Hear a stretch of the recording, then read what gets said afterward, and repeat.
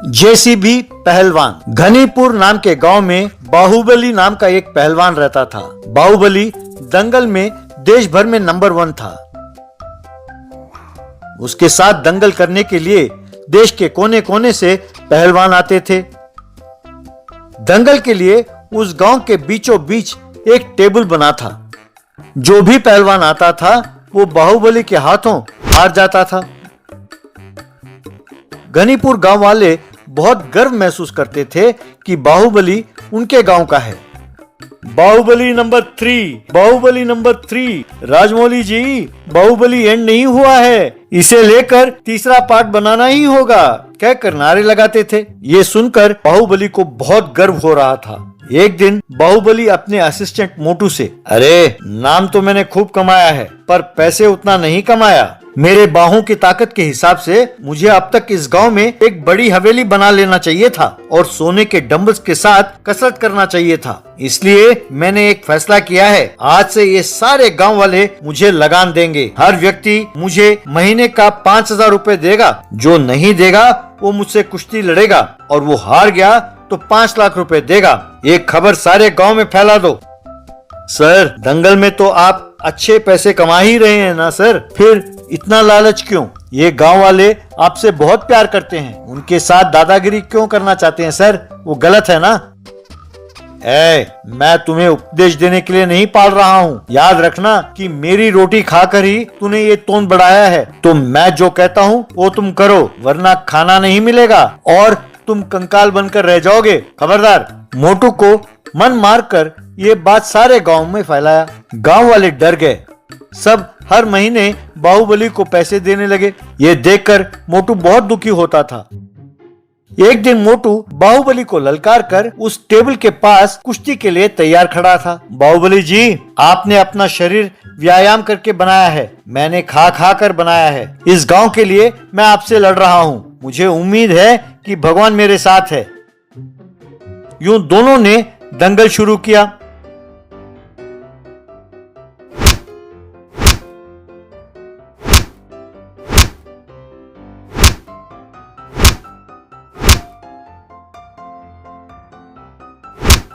मोटू ने बड़े मुश्किल से बाहुबली को हराया। गांव वालों ने ताली बजाई। बाहुबली ने शर्म से सिर झुका लिया। अगले दिन बाहुबली जंगल में चला गया। गांव वाले ये सोचकर खुश हुए कि ये बला टली। एक साल बाद बाहुबली एक जायंट मैन बनकर गांव लौटा। एक ट्रेन जा रही थी तो उसे लांघकर चला गया। हवा में हेलीकॉप्टर उड़ रहा था तो उसे पकड़कर दूर फेंका। उसे देखकर गांव वाले थर थर कांपने लगे। मोटू हैरान हुआ। बाहुबली गांव वालों से, क्यों, क्या सोचा था कि मैं नहीं आऊंगा या मैं नहीं आ पाऊंगा? मैं जंगल में जाकर 1 साल तक कठोर तपस्या किया। भगवान ने मुझसे खुश होकर मुझे ये वरदान दिया है। अब मुझे कोई मनुष्य, कोई प्राणी, इतना क्यों, कोई भी जीता जागता जीव मुझे नहीं हरा सकता। अब तुम सब ये गांव मेरे नाम कर दो। यदि तुम लोगों को यहाँ रहना हो तो हर महीने मुझे किराया देना होगा। तुम सबके पैसे, जमीन, जायदाद, फसल सब मेरा है। इतना ही नहीं, मुझे हर रोज 100 केजी चिकन बिरयानी, 1000 रोटी और एक वाटर टैंकर भरकर पनीर बटर मसाला बनाकर देना होगा। अगर ये सब नहीं मिला तो तुम लोगों को अपने पांव तले कुचल डालूंगा। गांव का सरपंच मोटू से, अरे ये तूने क्या कर दिया? साधारण बाहुबली था तो फिर भी हम बर्दाश्त कर लेते, उसे उकसाकर ये जेंट बाहुबली बना दिया। अब जिंदगी भर इसकी गुलामी करना पड़ेगा।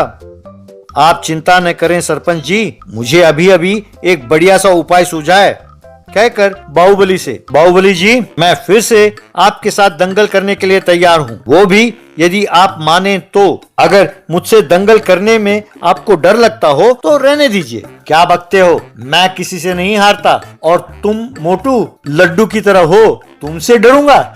मैं दंगल के लिए तैयार हूँ। मोटू ने गांव के सरपंच की मदद से एक बड़ा सा टेबल तैयार करवाया। दंगल वाले दिन बाहुबली उस टेबल के पास तैयार बैठा था। लोग बहुत उत्सुकता से देख रहे थे कि क्या होने वाला है। तभी मोटू एक जेसीबी चलाते हुए वहां पहुंचा। उसे देखकर बाहुबली, मैं जानता था कि तुम अपनी चतुराई का प्रयोग करोगे। आजा, मैं अपने हाथों से इस जेसीबी के टुकड़े टुकड़े कर दूंगा। यूं जेसीबी आर्म और बाहुबली की हाथों की कुश्ती होने लगी। बाहुबली ताकत लगाकर जेसीबी आर्म को मोड़ने लगा। मोटू जेसीबी में बैठकर गियर बदलने लगा। यूं काफी देर मुकाबला चलता रहा। आखिर में जेसीबी आर्म ने बाहुबली को हरा दिया। लोगों ने खुश होकर ताली बजाई।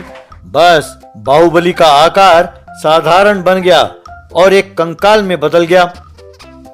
बाहुबली अपने शरीर को देखकर, हे भगवान, ये तो धोखा है। तुमने मुझे वरदान दिया था कि मैं किसी के हाथ नहीं हारूंगा। तब भगवान प्रकट हुए। वत्स, मैंने धोखा नहीं दिया। मैंने कहा था कि तुम किसी भी जीव के हाथों नहीं हारोगे, पर तुम एक निर्जीव यंत्र के हाथों हार गए। अब मैं क्या करूं? मैंने तुम्हें पहले ही कहा था कि यदि तुम हार गए तो तुम्हारा बल जाता रहेगा और तुम कंकाल बन जाओगे। लालच की सजा तो मिलेगी ना बेटा, उसे भुगतो। कहकर भगवान अदृश्य हो गए। उस दिन से बाहुबली कंकाल के रूप में उस गांव की गलियों में घूमते हुए, क्या हुआ, कब हुआ, जब हुआ, तब हुआ, क्यों हुआ, कैसे हुआ, छोड़ो ये न सोचो, क्या हुआ, कहकर जा रहा था। सैनिटाइजर वाला बोंगीर नाम के गांव में विक्रम नाम का व्यक्ति रहता था। वो एक बड़ा ठग था। वो परिस्थिति के हिसाब से बेच बदल कर अलग अलग धंधे करते हुए पैसे कमाता रहता था। बारिश के मौसम में छाता ठेले पर बेचता रहता था। ठेले को धकेलते हुए, आओ भाई आओ, छाता ले लो, छाता, इंपोर्टेड छाता, लोकल छाता, आओ मैडम आओ, फैशन वाले छाते आप ले जाओ, अपने कपड़ों से मैचिंग छाते, सिंगापुर, न्यूजीलैंड, ऑस्ट्रेलिया के छाते, कहकर आवाज देता हुआ बेचता रहता था। वो उन छातों को सस्ता खरीदता था और लोगों को बातों में फुसलाकर महंगा बेचता था। एक औरत से, ये छाता का मॉडल बहुत ही फेमस है मैडम, माधुरी दीक्षित ने इसे शूटिंग में इस्तेमाल किया था। अब भी आलिया भट्ट इसी ब्रांड को इस्तेमाल करती है। धूप और बारिश से आपके मेकअप को यही छाता बचाता है मैडम, ऐसा कहने लगा। एक और व्यक्ति से, सर आप इसे एक साधारण छाता ना समझें। आपने ब्रूस ली का एंटर द ड्रैगन फिल्म देखा था? उसमें वो जो छाता वाला फाइट है ना, यही छाता था सर। ब्रूस ली ने इसे इस्तेमाल किया था। तो सोच लो कि ये छाता कितना मजबूत होगा। ये केवल धूप और बारिश के लिए ही नहीं, शत्रुओं से भी आपको बचाने के लिए है सर। बस और मत सोचिए और ले लीजिए। एक बूढ़े से, बाबा कहते हैं ना कि जब जवान हो तो 2 पैर और जब बुढ़ापा आ जाए तो 3 पैर। ये देखो, अब ये छाता ही आपका तीसरा पैर है। ये आपके लाठी का भी काम करेगा। ये ले लीजिए, ले लीजिए, ऐसा उसने कहा। सर्दियों के मौसम में ठेले भर कर स्वेटर बेचता था। आओ भाई आओ, आओ बहन आओ, स्विट्जरलैंड का स्वेटर ले लो, न्यूजीलैंड का स्वेटर, आइसलैंड का स्वेटर, स्वेटर ले लो भाई स्वेटर, अंटार्कटिका का सुपर स्वेटर, एक खरीदो तो एक फ्री, आओ बहन जी आओ, कहकर बेचता था। एक आदमी से, क्या आप इसे नेपाल का सस्ता स्वेटर समझते हैं? ये स्विट्जरलैंड का स्पेशल स्वेटर है सर। ये क्वालिटी आपको और कहीं नहीं मिलेगा। आप इसे पहनोगे तो सर्दी एकदम गायब। एक औरत से, और ज्यादा ना सोचो बहन जी, अंटार्कटिका में इसी को पहनते हैं। वहाँ तापमान 0 से कम ही होती है। ऐसी बढ़िया क्वालिटी आपको और कहीं नहीं मिलेगा। जल्दी से ले लीजिए वरना ये भी खत्म हो जाएगा। आगे आपकी मर्जी। एक दिन वो घर पर टीवी देख रहा था कि टीवी पर एंकर, सरकार की ओर से एक जरूरी सूचना, कल से पूरे देश में 3 हफ्तों के लिए